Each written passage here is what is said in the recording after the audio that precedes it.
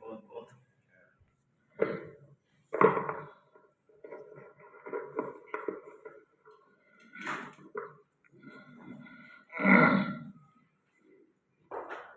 شفیق صاحب ہے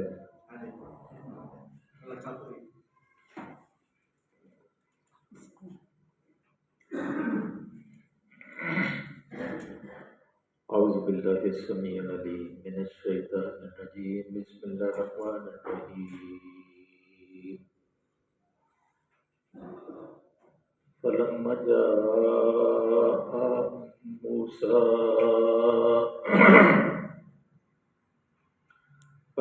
جاء موسیٰ بآیاتنا بینات قالوا ما هذا إلا سحر مفترى وما سمعنا بهذا في آبائنا الأولين وقال موسى ربي أعلم بمن جاء بالهدى من عنده ومن تكون له عاقبة الدار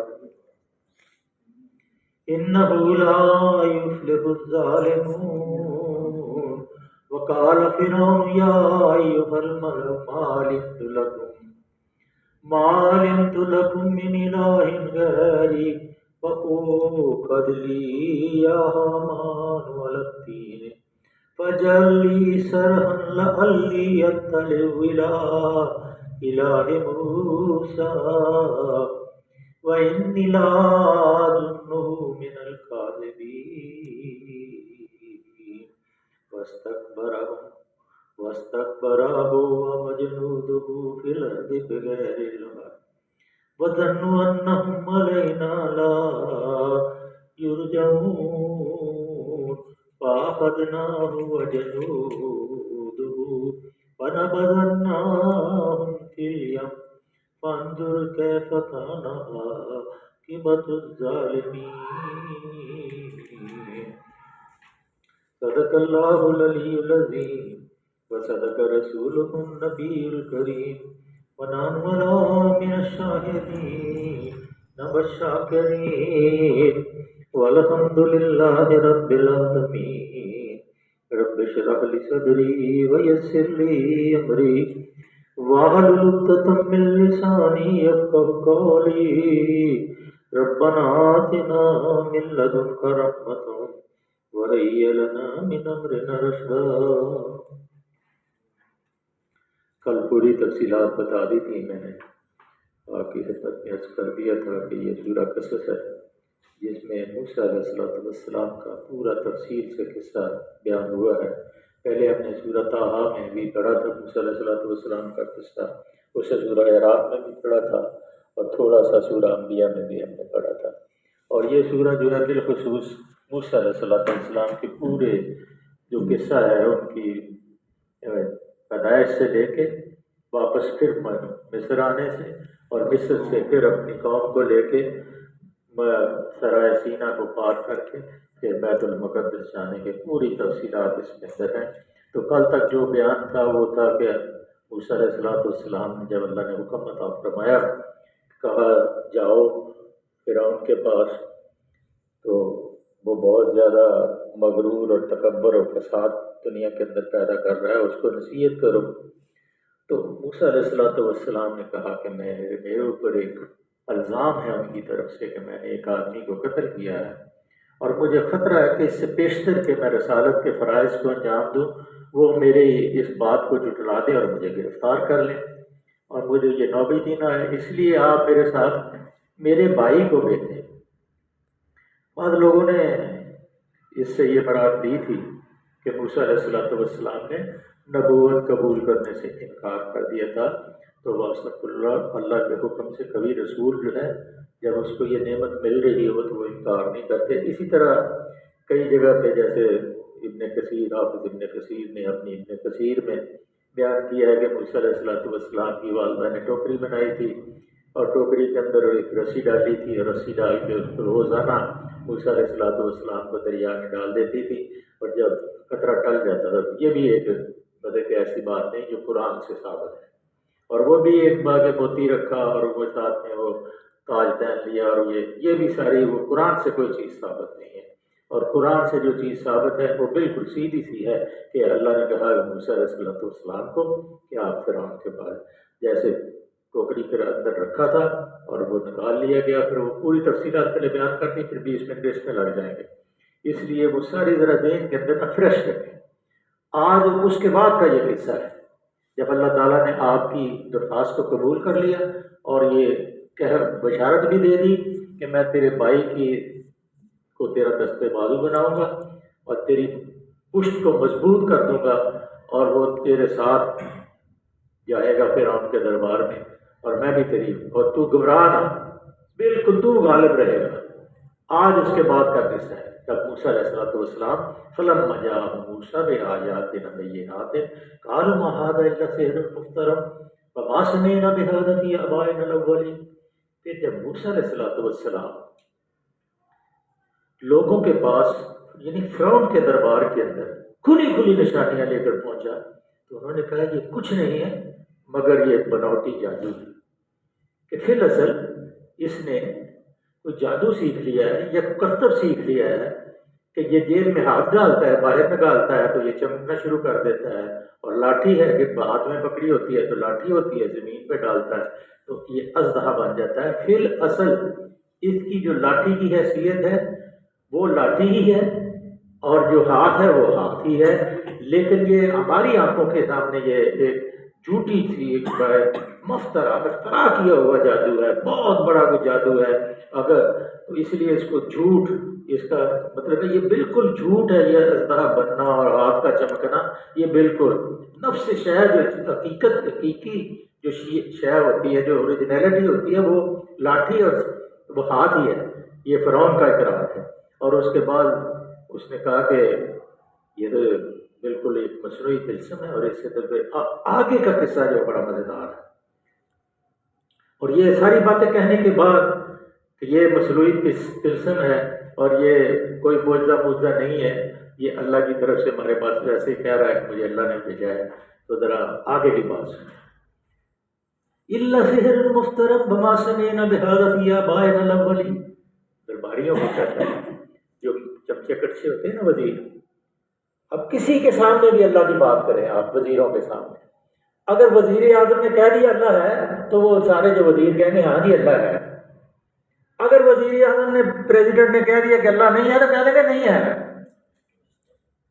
یہ ان کی کیفیت ہے، سچ کے اوپر قائم رہنا بہت ہی مشکل ہے، اس لیے کہ جو آدمی سچ پہ قائم رہتا ہے اس کو پھر شیب ابی طالب میں قید ہونا پڑتا ہے، اس کو پھر کانٹوں سے چلنی اپنے پاؤں کو کرانا پڑتا ہے، پھر اس کو مکے سے مدینے ہجرت کرنی پڑتی ہے، پھر اس کو موسیٰ علیہ السلام کو مصر سے سرائے سینہ پار کر کے مدین جانا پڑتا ہے، ابراہیم علیہ السلام کو عراق کو چھوڑ کے بیت المقدس جانا پڑتا ہے، لوط علیہ السلام کو بھاگنا پڑتا ہے، اسی طرح شعیب علیہ السلام، اسی طرح ہود علیہ السلام کی قوم، سب رسولوں نے ہجرت کی ہے اپنے دین کو بچانے کے لیے، اور بے شمار مشقتیں اٹھائی ہیں، بے شمار، ایون کہ لوط علیہ السلام نے کہا ہے میری قوم کے لوگوں ہاؤ بناتی، یہ میری قوم کی بیٹیاں ہیں، اگر تم نے کچھ کرنا ہے تو ان سے شادیاں کرو، نکاح کرو۔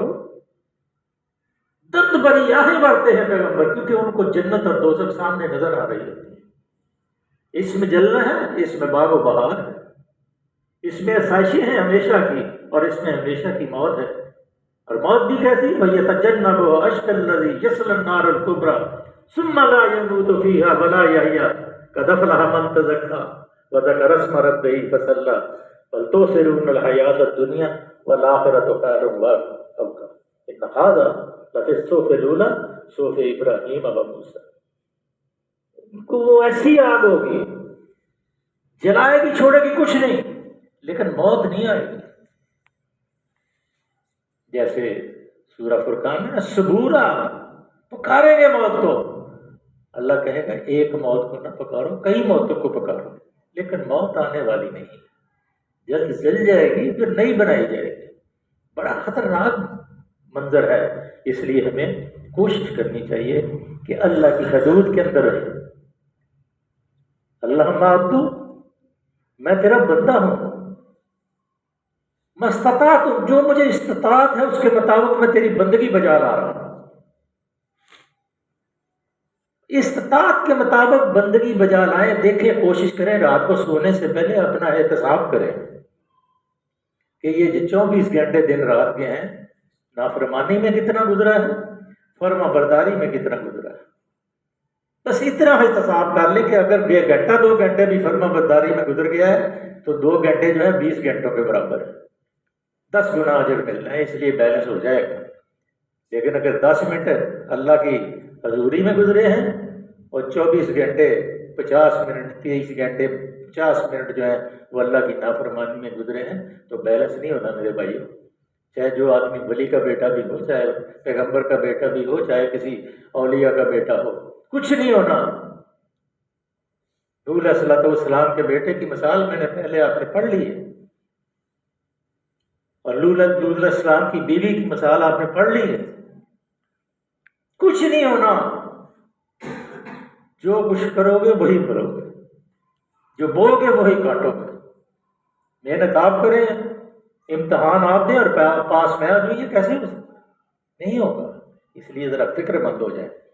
وَمَا سَمِعْنَا بِهَٰذَا فِي آبَائِنَا الْأَوَّلِينَ، وہ فرعون کہنے لگا میں نے تو اس کی بات، ایسی کوئی باتیں پہلے سنی نہیں کبھی۔ یہ پہلے بھی جو تبلیغ رسالت کے سلسلے میں موسیٰ علیہ السلام نے یہ جو پیش کی ہیں باتیں، پہلے ہم نے اس کو سورہ طٰہٰ میں پڑھا تھا۔ حل لک الی ان تزکیٰ وأہدک الی ربک فتخشیٰ، کہا موسیٰ علیہ السلام نے کہ اے فرعون، اگر میں تیرے سامنے ہدایت پیش کروں، میں تجھے اللہ کا خوف الی ربک فتخشیٰ، تو کیا تو اللہ سے ڈر جائے گا؟ اگر میں تیرا تزکیہ کروں، تجھے میں سمجھاؤں، تو اللہ سے ڈر جائے گا؟ کیا روشن، کیا تو پاکیزہ روش اختیار کر لے گا؟ تیرے رب کی میں راہ تجھے بتاؤں تو کیا تو اس راہ پہ چل جائے گا؟ پھر دوسری جگہ اسی طرح نے پیچھے پڑھا تھا، وہ آپ بھول جاتے ہیں۔ اللہ نے فرمایا تھا کہ موسیٰ علیہ السلام کی زبان سے قَدْ جِئْنَاكَ بِآیَةٍ مِّن رَبِّكَ وَالسَّلَامُ عَلَىٰ مَنِ اتَّبَعَ الْهُدَىٰ إِنَّا قَدْ أُوحِیَ إِلَیْنَا أَنَّ الْعَذَابَ عَلَىٰ مَنْ كَذَّبَ وَتَوَلَّىٰ، ہم تیرے پاس تیرے رب کی نشانی لائے ہیں اور سلامتی ہے ان کے لیے جو راہ راست کی پیروی کرے، اور ہم پر وحی کی گئی ہے کہ سزا ہے اس کے لیے جو جھٹلائے اور منہ موڑے۔ اب وہ یہ ساری باتیں پہلے ہم نے پڑھ لی اور آج اس کو ہم تازہ کر رہے ہیں۔ فارسل مان بنی اسرائیل، وہاں بھی یہی کہا، سنانے کے بعد کہا بنی اسرائیل کو ہمارے ساتھ بھیج دے، ہم تیرے رب کے فرستادہ ہیں، پیغمبر ہیں، تو ہمارے ساتھ بنی اسرائیل کو جانے دے۔ فرعون نے کہا ہمارے باپ دادا نے بھی کبھی یہ نہیں سنا تھا جو کہ فرعون مصر سے اوپر بھی کوئی ذات ہے۔ جیسے روس کے وہ وزیر اعظم ہوتا نا خروشیف، اس نے فضا کے اندر ایک جہاز بھیجا، اس نے کہا جا کے دیکھو رب کہاں بیٹھا ہوا ہے، مسلمانوں کا اللہ کہاں بیٹھا ہوا ہے جس کو یہ پکارتے ہیں۔ تو ذلیل و خوار ہو کے آ گیا، تو نہیں پتہ چلا، جیسے اس کو یہ سمجھے کہ جیسے اللہ تعالیٰ کہیں کرسی میں جا کے اوپر بیٹھے ہوئے ہیں۔ آج کل کے لوگ بھی یہی فرعون نے بھی کہا، آگے وہ آ رہا ہے حامان کو کہ ذرا پکی اینٹوں کی ایک اونچی ساری عمارت بنا تاکہ میں اوپر چڑھ کے دیکھوں کہ یہ موسیٰ کا رب ہے کون۔ آج کل کے لوگ بھی یہ کوشش کر رہے ہیں، لیکن ان کو یہ نہیں پتا کہ اللہ جو ہے اللہ لا الہ الا هو الحی القیوم لا تأخذہ سنۃ ولا نوم لہ ما فی السماوات وما فی الارض۔ یہ سب سے بڑی جو آیت ہے نا قرآن پاک کی، ابی بن کعب کو بھی اللہ کے رسول صلی اللہ علیہ وسلم نے فرمایا، کہا کہ ابی تجھے پتہ ہے کہ سب سے بڑی آیت کون سی ہے؟ تو صحابہ بڑے سمجھدار تھے، کہا اللہ اور اللہ کے رسول جانتے۔ پھر اللہ کے رسول صلی اللہ علیہ وسلم نے آپ سے پوچھا کہ کون سی ہے؟ تو پھر آپ نے کہا اللہ لا الہ الا هو الحی القیوم لا تأخذہ سنۃ ولا نوم لہ ما فی، پوری آیت الکرسی پڑھ دی تو اللہ کے رسول صلی اللہ علیہ وسلم نے سینے پہ ہاتھ رکھ کے کہا اے بھائی تجھے تیرا علم مبارک، اور قرآن کے جو الفاظ ہیں ان میں بھی برکت ہے کہ اللہ کے رسول صلی اللہ علیہ وسلم خود سورہ جو آگے موضعتین ہیں پڑھ کے رات کو اپنی دونوں ہتھیلیوں کے درمیان پھونک مارتے تھے، پھر جسم کے جہاں جہاں تک تھے ہاتھ پہنچتے تھے وہاں وہاں تک ان کو ملتے تھے. اور یہ مستند حدیثیں ہیں. اور راوی کون ہے؟ حضرت عائشہ صدیقہ عفیفہ عتیقہ رضی اللہ تعالیٰ عنہ. اس لیے اس قرآن کو چھو لینا بھی برکت ہے، اس قرآن کو اپنے دکان میں اپنے گھر میں رکھنا بھی برکت ہے، اس لیے کہ ہم یہ سمجھتے ہیں کہ یہ اللہ کا کلام ہے. تو اللہ کون ہے؟ اللہ لا الہ الا هو الحی القیوم. وقال موسیٰ ربی اعلم بمن جاء بالہدی. موسیٰ علیہ السلام نے کہا یہ میرا رب اس شخص کے حال سے خوب واقف ہے جو اس کی طرف سے ہدایت لے کر آیا ہے، کہ مجھے اللہ جانتا ہے کہ میں جھوٹا ہوں یا پیغمبر بنا کے مجھے پیغمبری عطا فرمائی. من تکون له عاقبۃ الدار انہ لا یفلح الظالمون. یہ بڑی پتے کی بات اللہ نے کہہ دی. اس کی طرف سے ہدایت دے کر کون آیا ہے؟ وہی بہتر جانتا ہے. اور آخری انجام کس کا اچھا ہونا ہے؟ حق یہ ہے کہ ظالم کبھی فلاح نہیں پاتے. ظالم واللہ لا یحب الظالمین، کبھی ظالم جو ہے فلاح نہیں پاتے. یہ پوری وہ ساحر کا افتراء کا جتنے بھی وہ سارے الزام تھے وہ سارے اللہ کے رسول کے اوپر جو فرعون نے لگائے تھے وہ سارے ایک آیت میں دھو دیے. اس قول سے فرعون کا مطلب ظاہر ہے کہ میں اپنے آپ کو انا ربک کو ملالہ کہتا تھا. اس کو یہ پتا تھا میرے اوپر بھی رب ہے. یہ نہیں تھا کہ وہ سمجھتا تھا کہ میں ساری مخلوق کا خالق ہوں، نہیں، بلکہ وہ اپنے آپ کو سورج دیوتا کا اوتار سمجھتا تھا. اور آپ بھی کچھ بتوں کی پرستش کرتا تھا تو لوگ اس کو وہ سورج دیوتا سمجھنے کی وجہ سے اس کی بھی پرستش کرتے تھے. اس لیے اس کو یہ اس کا علم تھا. لیکن وہ کہتا تھا اہل مصر کے مذہب میں بہت سے معبودوں کی پرستش ہوتی تھی، لیکن فرعون کی اجازت کے بغیر کوئی دوسرے کی پرستش نہیں ہو سکتی. اس لیے آج کل کا جو زمانہ ہے جس میں لوگ اسمبلی کے قانون کو مانتے ہیں، لوگوں کے قانون کو مانتے ہیں، اللہ کے قانون کو نہیں مانتے، ان کا انجام فرعون کے ساتھ ہوتا ہے، ان کا انجام جھوٹوں کے ساتھ ہوتا ہے، ان کا انجام فرعون اور ظالم لوگوں کے ساتھ. یا ایھا الملأ ما علمت لکم الہ غیری، کیا میرے علاوہ بھی ہے درباریوں تمہارا کوئی الہ ہے؟ فأوقد لی یا حامان علی الطین. اب حامان کو کہہ رہے ہیں کیا کہ 3 اینٹیں لا پکی ہوئی، فاجعل لی صرحا منار بنا، لعلی اطلع الی الہ موسیٰ وانی لا اظنہ من الکاذبین. ذرا اونچی سی عمارت بنا، شاید کہ اس پر چڑھ کے میں ذرا ادھر جا کے دیکھوں جیسے پتنگیں اڑ رہی ہیں کہ نہیں اڑ رہی ہیں، موسیٰ کے خدا کو دیکھ سکوں. میں تو اسے جھوٹا سمجھتا. استغفر اللہ. اب یہ وہ کیفیت ہے فجئتنا لتلفتنا اما وجدنا علیہ آباءنا وتکون لکم الکبریاء فی الارض. اور اس لیے کہ ہمیں اس طریقے سے ہٹا دے جو ہم زمین کے اوپر ہماری جو کبریائی ہے، جو ہمارا بڑا پن ہے، موسیٰ ہمیں اس سے ہٹانا چاہتا ہے، اللہ کی بات کو منوانا چاہتا ہے، اللہ کے قانون کو منانا چاہتا ہے. درباریوں تمہاری بات کو نہیں ماننا چاہتا، اسمبلی والوں اللہ کی بات کو ماننا چاہتا ہے. انی اخاف ان یبدل دینکم او ان یظہر فی الارض الفساد. یہ تمہارے دین کو بدل دے گا اور زمین میں فساد پھیلا دے گا. ان الدین عند اللہ الاسلام. اللہ کے نزدیک طریقہ زندگی اسلام ہے. جب سے یہ دنیا بنی ہے اللہ نے مسلمانوں کے لیے جو اس کے مطیع اور فرما بردار، جو اس کی توحید کو بلند کرتے ہیں، ان کے لیے دین کون؟ طریقہ اسلام. سب پیغمبروں کا طریقہ اسلام. شریعت طریقہ کار علیحدہ علیحدہ، قانون علیحدہ علیحدہ. کھڑے ہو کے نماز پڑھنی ہے، کسی نے ہاتھ چھوڑ کے نماز پڑھنی ہے، کسی نے باندھ کے پڑھنی ہے، کسی نے یہاں باندھ کے پڑھنی ہے، کسی نے اونچی آمین کہنا ہے، کسی نے نہیں کہنا. یہ سب چیزیں ہر پیغمبر کی شریعت کے اندر موجود ہیں.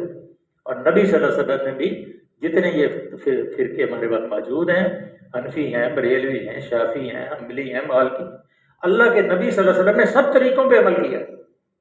اور ہر فرقے نے اللہ کی سنت، اللہ کے رسول کی سنت کو اپنایا ہے، لیکن بتاتے نہیں ہیں۔ اگر بتائیں تو تفریق کوئی نہیں، اگر کوئی ہاتھ یہاں باندھ کے پڑھ رہا ہے نماز بالکل نماز صحیح پڑھ، اگر یہاں باندھ کے پڑھ رہا ہے تب بھی صحیح پڑھ رہا ہے، اگر اونچی آمین کہہ رہا ہے تب بھی صحیح کہہ رہا ہے، اگر نہیں کہہ رہا دل میں آمین کہتا ہے، آمین کہنا ضروری ہے، اگر وہ آمین کہہ رہا ہے دل میں کہہ رہا ہے خفیہ تو پھر بھی ٹھیک ہے۔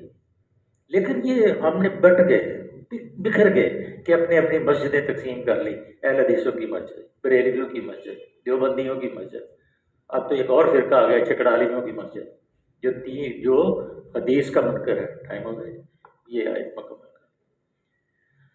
اطلع الی الہ موسیٰ وانی لا اظنہ من الکاذبین، یہ تو مجھے جھوٹا نظر آتا ہے، واستکبر وجنودہ فی الارض بغیر الحق وظنوا انہم علینا لا یرجعون، اس نے اور اس کے لشکروں نے زمین میں بغیر کسی حق کے اپنی بڑائی کا گھمنڈ کیا اور سمجھے کہ انہیں کبھی ہماری طرف پلٹنا نہیں۔ صدق اللہ۔ اب آپ کئی لوگ کہتے ہیں یہ ہمیں مار پڑ رہی ہے، تو حبیب بن زید رضی اللہ تعالیٰ عنہ کیا وہ مسیلمہ بن کذاب کا قصہ، ہاتھ کی پور پور کاٹ رہے ہیں، کیوں کہو کہ اللہ کے رسول لا الہ الا مسیلمہ رسول اللہ کا توبہ استغفار کرو، وہ تو سمجھتا ہوگا کہ آپ تیری جگہ تیرا رسول ہو، کہا میں یہ میری جگہ کیا، میں تو یہ بھی گوارا نہیں کرتا کہ میرے اللہ کا محبوب اپنے گھر میں موجود ہو اور کوئی کانٹا بھی چبھ جائے، چھوٹے چھوٹے ٹکڑے کر کے شہید کیا گیا، لیکن کلمے کو تو نہیں چھوڑا۔ اس لیے میرے عزیزوں یہ راہ جو ہے یہ شہادت گئے الفت میں قدم رکھنا ہے۔ لوگ آسان سمجھتے ہیں مسلمان ہونا، جنت کو ایسے تھوڑی مل جانی، انشاءاللہ جو اللہ کے راستے میں خون دے گا اللہ اس کو بغیر حساب میں جنت میں داخل کرے گا۔ اللہم صلی وسلم علی عبدک ورسولک وحبیبک سیدنا محمد النبی الامی وعلی آلہ وصحبہ وبارک وسلم علیہ۔ اللہ ہمیں معاف فرما دے، آمین اللہ ہمیں معاف فرما دے، آمین اللہ ہماری گناہوں سے ہماری غلطیوں سے درگزر فرما، آمین ربنا لا تجعلنا فتنة للقوم الظالمین۔ آمین یا اللہ ہمیں تماشا نہ کرنا، اللہ ہمیں معاف فرما دے، آمین ہماری کمزوریوں پہ اللہ پردہ ڈال دے، درگزر فرما، اللہ مظلوم فلسطینیوں کی غیرت سے نصرت فرما دے، آمین اللہ تیرے سارے لشکر ہیں جو تو چاہے کر سکتے ہیں، اللہ یقیناً ہم نے آپ کو ناراض کیا، اللہ آپ ہم سے راضی ہو جائے، ہمیں معاف کر دیں، ہمارے گھروں میں عافیت عطا فرما دیں، اولادوں کو صالح بنا دیں، جن کی اولاد نہیں ان کو نیک اور صالح اولاد عطا فرما، تنگ دستوں کو غنی بنا دیں، اللہ حرام سے بچا لے، حلال میں وسعت عطا فرما، صلی اللہ تعالیٰ علیہ حبیبہ محمد وآلہ وصحبہ اجمعین برحمتہ، جزاکم اللہ خیر۔